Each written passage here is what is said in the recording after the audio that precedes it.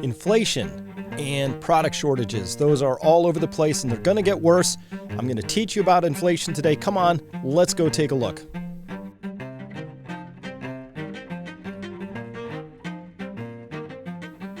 Hello everyone, Dr. Chris Martenson here. Listen, if you found me through my COVID coverage, we're going a little bit off script today.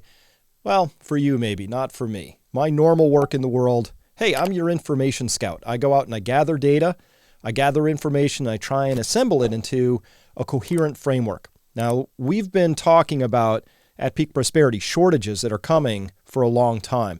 And it looks like COVID has really accelerated some of these shortages. And today, there's a really disturbing collection of signals out there I wanted to make you aware of.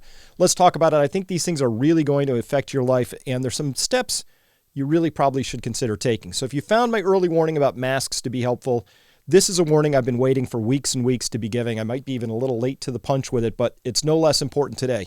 So let's get into it and take a look at it. First, I want to make sure we're talking about the same thing. Inflation. Milton Friedman said it best. Inflation is everywhere and always a monetary phenomenon. So there's some inaccuracies out there. The first thing is, hey, you might be thinking this is the wrong characterization. A lot of people think about it this way, which is wrong, which is that inflation means prices are going up. And no fault if you think it that way. Because why? Well, the media tells you that all the time. The media is in the business of making this wrong characterization. They've made a cottage industry out of it. So this isn't right. But if this isn't right, well, what is then? The right way to think about this, the right characterization is that inflation is the value of your money going down. So we might say, oh, house prices went up. No, the amount of house you got for a given unit of money went down. So it's really important to think about it one way versus the other way, because if it's just prices going up, it gets reported to you like it's like, oh, look, there's a comet in the sky. It portends ill omens. It's not like that. It's very understandable when money gets printed and there's too much money chasing too few goods and services or other things like financial assets. Hey, you get inflation. Okay, so that's part one. Inflation is actually the value of your money going down. It's not the price of things going up. As well, another wrong idea is to think of inflation just in terms of the things they report on all the time, which is the prices of milk and gasoline or jeans or that you wear or furniture or things like that. Sure, yes, inflation has to do with commodities, staples, the things that you would go to the store and buy. But inflation applies to many more things than that. So remember, the definition of inflation is everywhere and always it's a monetary phenomenon. So the only question you have to ask when you're wondering where's the inflation is, well, when they printed the money up, where'd it go, right? So if they printed the money up and they handed it to Wall Street, we would expect to see prices of things that Wall Street values go up. And that's what we saw.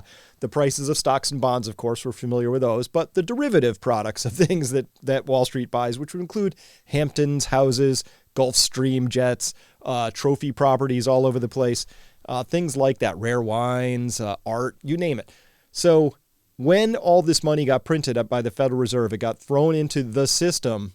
But as you saw, you might have gotten a $1,400 stimmy check, but trillions of dollars were printed and handed out to the markets. So you got peanuts. The markets got massive quantities of money. So let's go here right now. I wanted to discuss today, this is a great tweet. This is from the dude that was in The Big Short. If you remember the movie The Big Short, haven't seen it? You should see it. In there is a character, a real person, Michael Burry is his name. He actually has, this is his Twitter handle. And just today he said, people always ask me, what is going on in the markets? Hey, it's simple, he writes. Greatest speculative bubble of all time in all things by 2 orders of magnitude. Like not even close. It's not like we could sort of compare it to the tech bubble of the year 2000 or the housing bubble of the year 2007 and 8. We are in the largest bubble ever in all of history. And you want to know why? It's very simple. Follow me. We're going to the headwaters of the Nile. This is the context you need. And by the way, this context is almost never given in the newspapers, on the news, CNBC. They just don't cover this. But if you want to know why things are going up in price or why the value of your money is going down, all you have to look at is the twin tributaries of the Nile River in this story. And here's the first of them. It's the the Federal Reserve.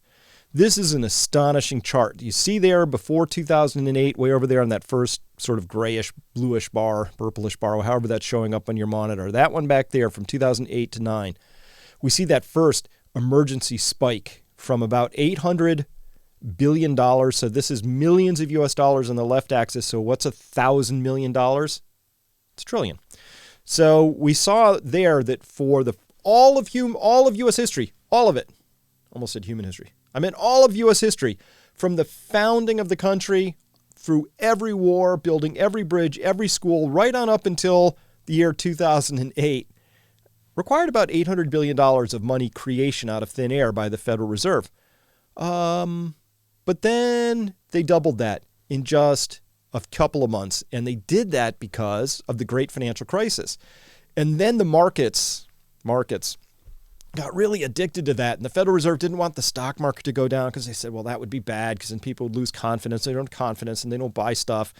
And so they kept printing, and then they didn't know how to stop. And right there on the right side of the chart is when we see what happened with COVID. So COVID came along, scared the bejeebus out of them. And then they really poured the monetary printing on. And then we can finally see up here, I got to get let me see if I can get my drawing tool out here because we're going to make this happen here. You see this last part up here, they're still printing like crazy. The Federal Reserve is printing as if it's an emergency. And this isn't, the Federal Reserve is just a metaphor, if you will, but an important one because they are the central bank of the world compared to the others. But Bank of Japan, same sort of thing. European Central Bank, even more egregious than this. Just printing money. And so what happens when you print money? Well, where does it go? When the Federal Reserve prints money, it doesn't show up in your bank account. It doesn't show up in mine, but it does show up on Wall Street. And so, of course, what we saw was the stock market. Here are the lows in the pandemic lows of March. We still had massive pandemic going on through all of this, but stock market's like taking off. Just, actually, for those of you who've been following me on Twitter for a while, you'll recognize this. Hey, I brought out the magic ruler. That's my anomaly ruler. A ruler straight increase, because this is what the Federal Reserve wants. They want stock prices to go up, and they've engineered that, and they do that by printing money, trillions and trillions of dollars, and they throw it into the markets. As well, they print trillions and trillions of dollars, and they use them to funnel that to the federal government. By the way, you may not know this, the Federal Reserve is about as federal as Federal Express. It's not actually a federal agency. It's a government-sponsored entity. It's privately held. A lot of people don't know this. It's important to know because I believe you show me the incentive, I'll show you the outcome. I actually think that if you give somebody the power of a printing press, which is an amazing power, like you couldn't trust me with one of those. You put one of those in my basement, bad things will happen to my life. I bet you, because you can't, it's just human nature. We can't resist that sort of power. So there really ought to be some oversight over that level of printing, which is just amazing and astonishing. But the Federal Reserve has been printing like crazy and creating this massive increase in stock prices. So you've read about the impact of this. The prime impact is that the world's billionaires have doubled their wealth, more or less, or added trillions and trillions of dollars to their collective wealth in a very short period of time, while the net worth of everybody from the median on down has basically gone backwards. So this is really reverse Robin Hood. The Federal Reserve prints money, hands it to rich people, they get richer, and inflation spikes for the poor people, and then that's the transfer of wealth mechanism that's going on here. So that's what's been happening. And so I just wanted you to know about that because these two things are totally connected. So you see this increase here, this dotted line connects this low of the stock market here with this beginning of the printing press right here. So what we're seeing here is this entire rise has cost the Federal Reserve, what's that? It went from, I don't know, a little over $4 trillion to $8 trillion. It only cost $4 trillion of freshly printed money by the Federal Reserve to make those who are holding stocks feel stockier and wealthier. That's the game. That's what's been going on. But as I mentioned, inflation is everywhere and always a monetary phenomenon. So the Federal Reserve has been doing two things with the money it's been printing. One, it's been buying U.S. Treasury bonds, so it's been supporting fiscal expenditures and deficits by the U.S. government. Two, it's been buying up mortgage-backed securities to drive down the borrowing costs for mortgages. That sounds cool, right? But what happens when you drive down mortgage borrowing costs? It turns out it drives up the price of housing. So that's indeed what we've seen. The Federal Reserve has been buying like crazy. However, here's the new home price. Here's a existing home price index. This is better for new home buyers when it's going down. You get more house for your dollar. This is worse for new home buyers or for people who are starting households and things like that. So the Federal Reserve, by policy, has actively been making houses more and more and more expensive as a policy, which, by the way, punishes the younger generations who are typically trying to form households and rewards, I'm putting that in air quotes, I'll tell you why, rewards those who already own homes by making their house prices go higher.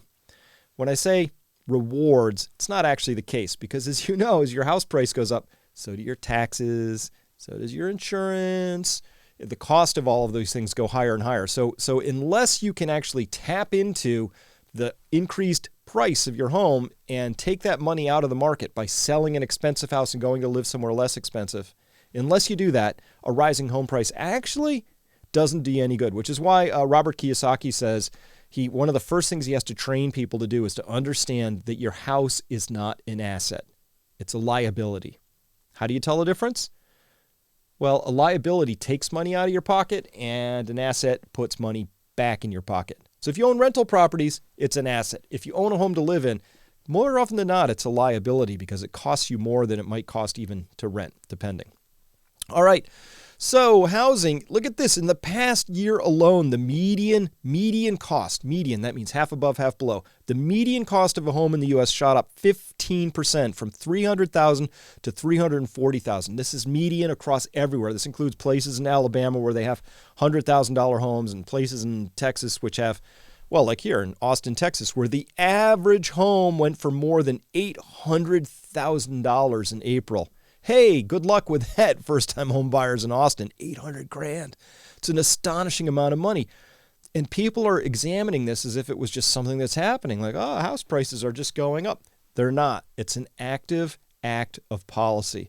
It's caused by this increase over here in the Federal Reserve boosting and pouring all this money into the mortgage market, which is creating the conditions that make housing do this. So rising home inflation, which means you get less home for the same amount of dollars.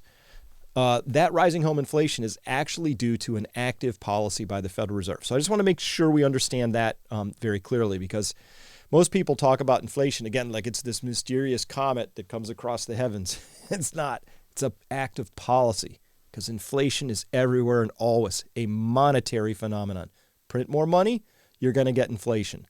That it doesn't show up in milk right away is just a side effect of where that money went first.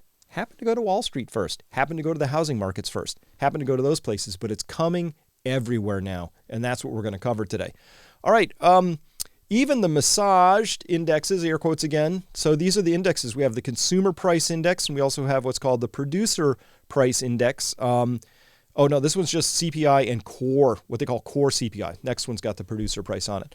So this CPI is the consumer price index. It's supposed to measure inflation, but it's a really heavily massaged government statistic. It has a lot of tricks that it does. I cover this in the crash course at my website on the inflation chapter.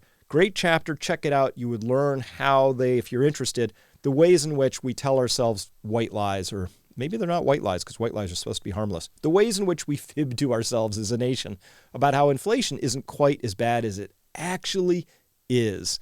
And that's called the consumer price index. It's just awful how bad it is. So here, look at this, 4.2%. I got this one when I was preparing for this. Like I told you, I've been trying to get this episode out for weeks. I was preparing for this one. That's actually like a 4-week-old slide. So let's go to let's update that.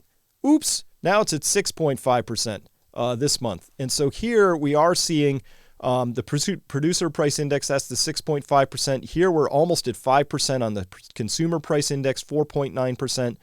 And you see here, anybody who bought bonds, the treasury yield is 3 to 5%, 3 to 4% below these numbers down here. And that's just, you're getting crushed. If you own bonds, you are losing money. They are guaranteed certificates of confiscation right now. But this is astonishing. So at 5%, if we had 5% inflation, if this persists, it means that every 14 years, the value of your dollar gets cut in half. Every 14 years. So if you had $1 million in a bank account and you got conked on the head and you woke up 14 years later out of a coma, you'd say, well, I still have my $1 million. Well, that's the good news. The bad news is it would only be worth $500,000 in that new environment out there because its value would have got cut in half. And what's interesting here is that the Federal Reserve and most fund managers, they all agree. It's good. It's good. The whole system, the fund managers being the ones who have access to this early money from the Fed, they're all in agreement that the inflation, they say, is going to be transitory. Transitory, like a comet. Transitory. It's here now. It's not. Just comes and goes. It's just gonna go away again. I disagree with that extraordinarily, and here's why. The other thing I told you the Federal Reserve was supporting was buying treasuries, which supports the U.S. government going into deficit spending. Look at the U.S. government fiscal deficit. Fiscal deficit of $3.3 trillion in the year 2020 is going to be way worse in the year 2021. This is just an absolute crushing onslaught of brand new debt and deficit spending. So what's the mechanism of how does deficit spending happening? So the government's spending money it doesn't have.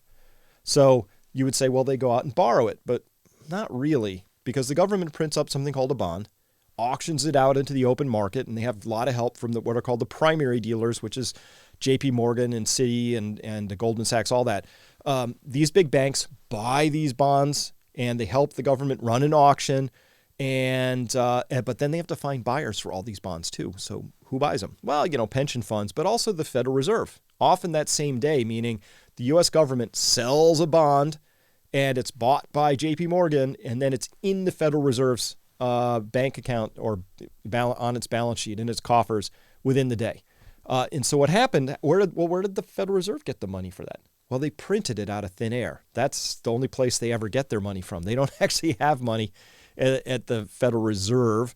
They have printing presses or the electronic equivalent. So when the government is deficit spending $3.3 trillion, what's actually happening is the Federal Reserve, for the most part, is printing that money out of thin air, and or the banks are creating it and handing it back to the government. But that's still real money. So when the government cuts a check and they have an infrastructure project, or they're spending it on a pass-through account, like they're sending it out on Social Security or Medicare payments or whatever those transfer payments are, or they're spending it on another bomb to go use somewhere in the Middle East or wherever, that money is actually spent.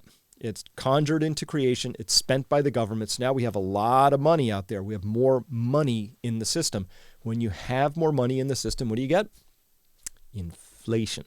So that's what we're talking about today. So we have inflation, and it's really driven by these twin processes of the fiscal deficit of the U.S. government, but all of it is enabled by this, the trillions and trillions of dollars of money printing by the Federal Reserve. Now, why does this matter? Sounds kind of wonkish, right? Well, the reason this matters is this is going to make your life a lot harder. And this is, whether you're listening from Europe or the United States or anywhere in North America or anywhere in Japan, doesn't matter. This same dynamic is being driven all over the world at this point in time. All right, so that's inflation. Here it is. It's here. It's coming. It's going to be a lot worse before it gets better. That's the way I'm reading the tea leaves right now, and that's coupled to this concept of shortages. Let me cover this very quickly. First, a saying. If you're one of my longtime followers, you know I'm fond of this saying, and that is, once is an accident, twice is a coincidence, but 3 times is enemy action. So if we just had some sort of shortages in one area, you can squint at that and say, well, that'll get rectified. But we're going to see that we're not facing shortages that satisfy the 3 times condition of this particular saying. We're gonna find that we're probably up to like 50. And at 50 times, you probably really ought to be considering that it's not just enemy action, but the whole battalion has arrived on your outpost. All right, first thing is we have to understand our global supply chains are really complicated, and things, a computer you buy isn't just made somewhere up the street and given to you. The chips come from here, and the chips are assembled over there, and the other components come from here, and the screens come from there, and the keyboard's made there from components that came from elsewhere. So it really is just, and the things just go back and forth all the time, right? So this is what the global supply chain looks like, and it might be that your computer had to travel 30,000 miles equivalently to get to you, and it might have involved 20 or 30 different factories and processes all aligned to get in there. It's a highly complex system. It's brilliant. It's a beautiful thing, but it's a little bit sensitive to shortages and things like that. So that's what we're worried about here. So right now, we have Intel reiterates that the fact that we have these chip shortages, chips meaning computer chips, chip supply shortages could last several years.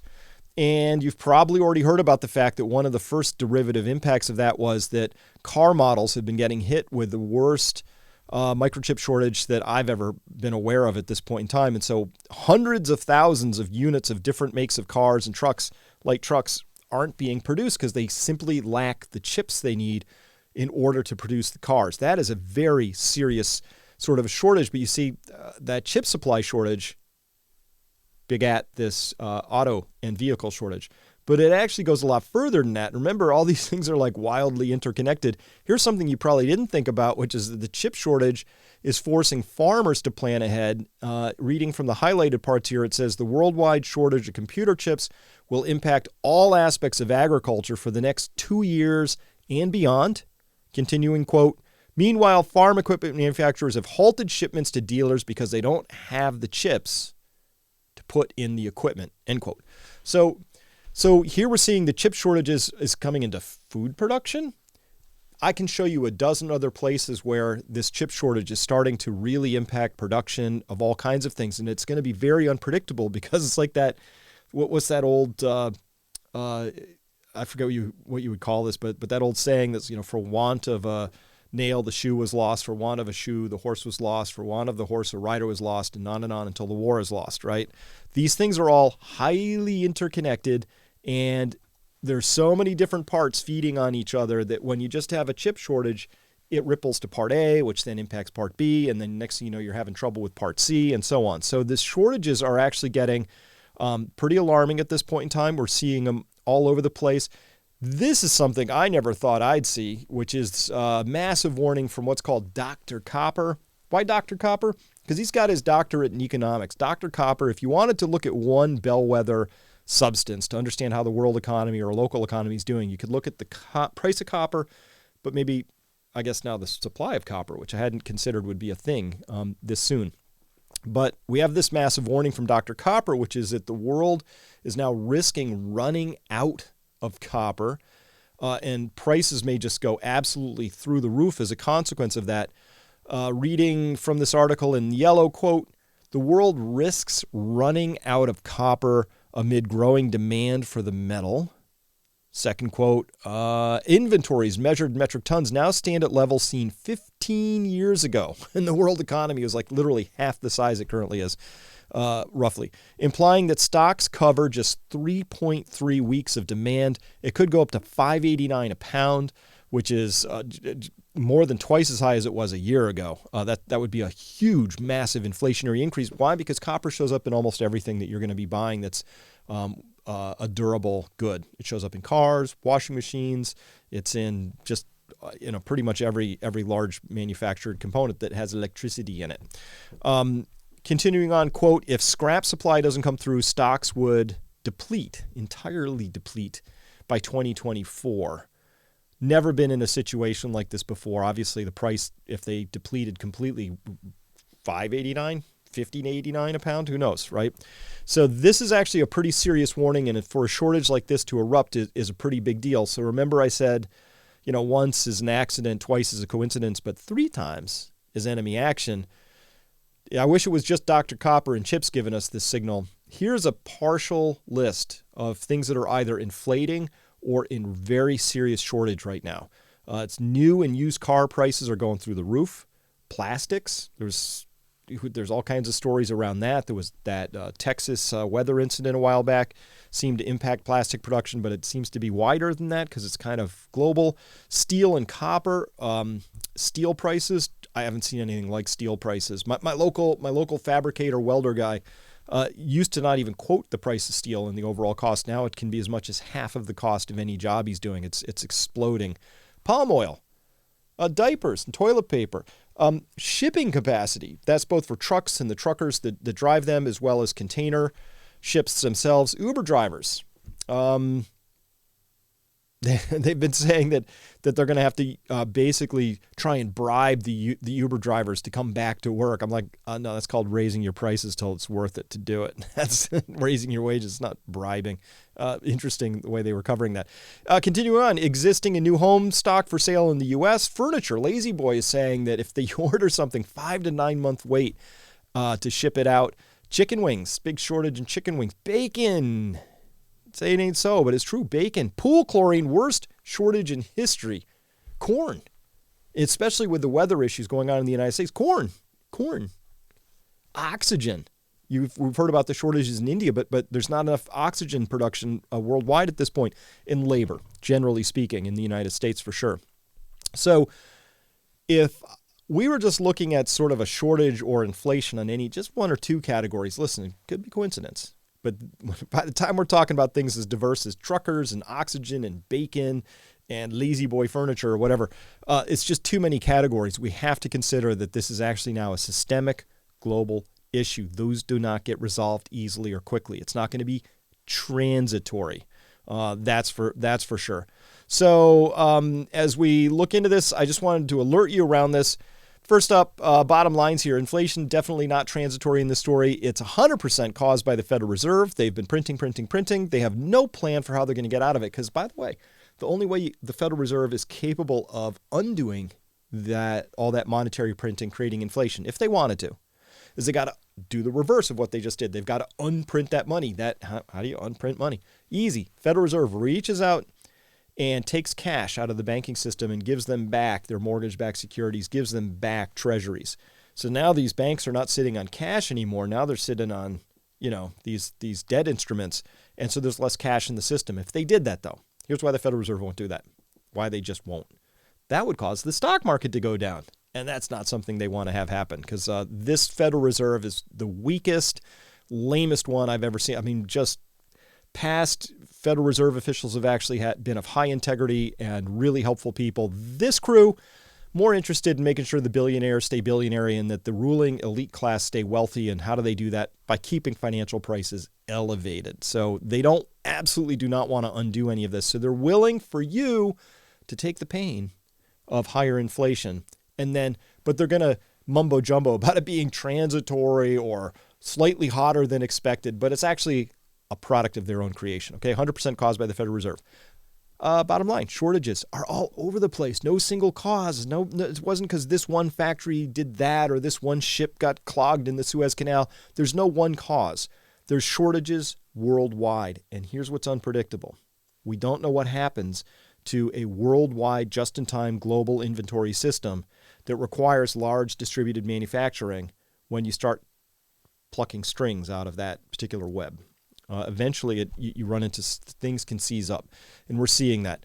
You're going to need a plan to weather the next few years because I think this is a multi-year process at a minimum where we're going to see lots and lots of shortages. We're going to see lots and lots of rising prices for things, and so you'll need a plan to cover that. Now, we are going to be discussing this in a live webinar this weekend. If you're watching this, the week here of coming up to Saturday, June 19th, at my website, Peak Prosperity, we're going to have a live webinar. I'll be on there. We're going to be discussing this issue, both the shortages and the inflation, what we can do about that, what you might be able to do about that. So if you're interested in coming by that, just click on this link right here. Just click on this, and that'll take you to a page where we've got some special offers for you YouTube viewers in particular, if you're interested in just testing that out and seeing what we do and how we do it.